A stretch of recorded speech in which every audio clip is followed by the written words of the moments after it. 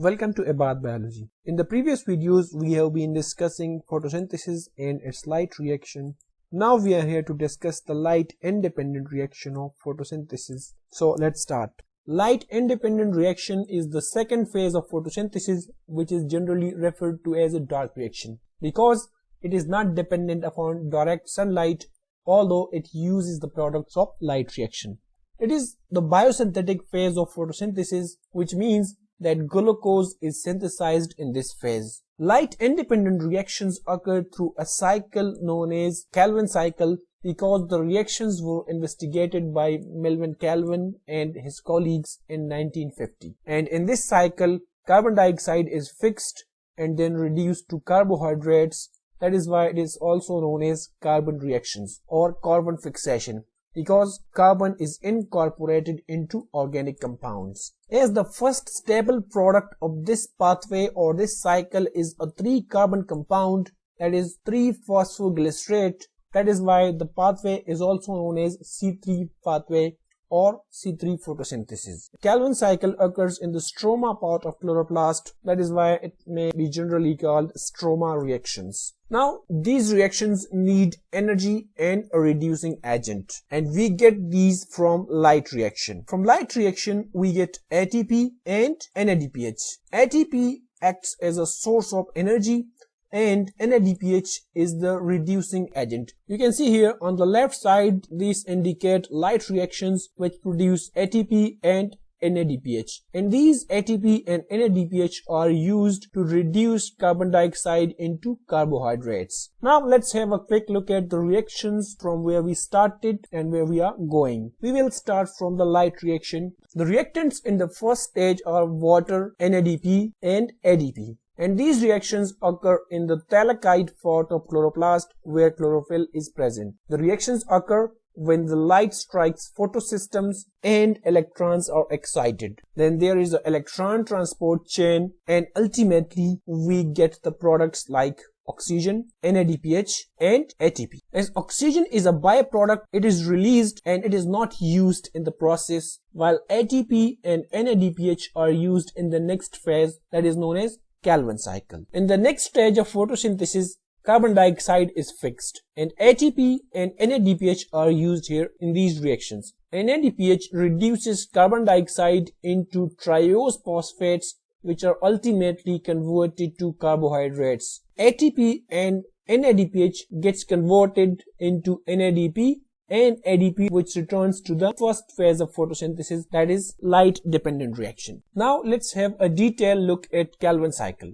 Calvin cycle is completed in 3 phases. The first phase is carboxylation, preceded by reduction phase, and finally regeneration phase. In carboxylation phase, which is also known as carbon fixation, carboxylation of ribulose 1,5-bisphosphate occur by carbon dioxide molecule. In reduction phase, 3-phosphoglycerate molecule is reduced by reducing agent NADPH and ATP into glyceraldehyde 3-phosphate. Finally, in regeneration phase, ribulose 1,5-bisphosphate is regenerated to continue the cycle. Now we will discuss all these steps in detail. Calvin cycle starts from a molecule known as ribulose 1,5-bisphosphate. It's a 5-carbon compound having 2 phosphate molecules attached to carbon number 1 and carbon number 5. 3 molecules of RuBP take part in the reaction. First of all, let's calculate the number of carbons. As we have 3 molecules of RuBP and RuBP is a 5-carbon compound. You can see these are the number of carbons, carbon number 1, 2, 3, 4 and 5. So we have a total 15 carbons at this stage. Now 3 molecules of carbon dioxide react with the 3 molecules of ribulose 1,5-bisphosphate in the presence of enzyme known as RuBisco, that is ribulose 1,5-bisphosphate carboxylase. 3 molecule means that the reaction will take place 3 times. From this reaction, a short-lived, unstable 6-carbon compound is produced that dissociates immediately into 6 3-carbon compounds, that is 3-phosphoglycerates. That is the first stable compound in the Calvin cycle. That is why the pathway is also known as C3 pathway. This reaction is the carbon fixation reaction. From here, we are entering the reduction phase. In the next reaction, that is the start of reduction phase, 3-phosphoglycerate gets converted into 1,3-bis-phosphoglycerate molecules. 6 molecules of ATP are used and the reaction is catalyzed by phosphoglycerate kinase. Next reaction is the reduction of 1,3-bis-phosphoglycerate into glyceraldehyde 3-phosphate. The reaction is catalyzed by glyceraldehyde 3-phosphate dehydrogenase using NADPH as a reducing agent. As 6 molecules of 1,3-bis-phosphoglycerate are converted into 6 molecules of glyceraldehyde 3-phosphate, here in this reaction 6 NADPH molecules are used and converted into NADP, and these NADP molecules go back to light dependent reaction. So here we get 6 molecules of glyceraldehyde 3-phosphate, which is a 3-carbon compound. 1 out of 6 molecules leave the cycle and is used in the making glucose, while the 5 molecules are used in the next phase, that is regeneration. As glyceraldehyde 3-phosphate is a 3-carbon compound and glucose is a 6-carbon compound, so 2 molecules of glyceraldehyde 3-phosphate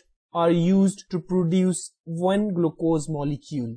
The remaining 5 molecules of glyceraldehyde 3-phosphate are used in the third phase of Calvin cycle, that is known as regeneration of carbon dioxide acceptor, that is RuBP. To continue the cycle, we need ribulose 1,5-bisphosphate to be regenerated. So 5 molecules of glyceraldehyde 3-phosphate are used to regenerate 3 molecules of ribulose 1,5-bisphosphate. In this reaction, 3 ATP molecules are used and the ADP molecules return to the light dependent reaction. After that, the cycle will run again and will make 6 more glyceraldehyde 3-phosphate molecules, which is a triose phosphate. 1 out of 6 glyceraldehyde 3-phosphates will combine with the previous glyceraldehyde 3-phosphate to form glucose molecule, while the 5 remaining glyceraldehyde 3-phosphate will be used to regenerate ribulose 1,5-bisphosphate. To make 1 glucose molecule, that is a 6-carbon compound,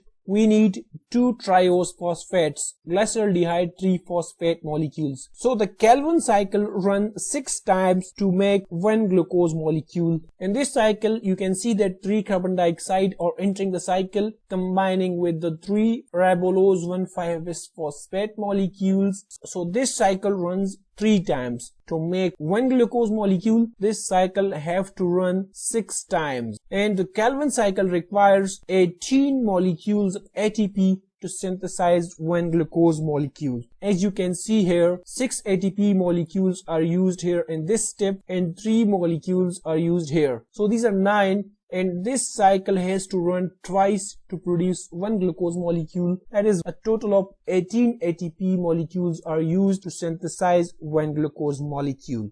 I hope you liked the video. If you do like, please subscribe the channel for more videos like that. Thank you for watching.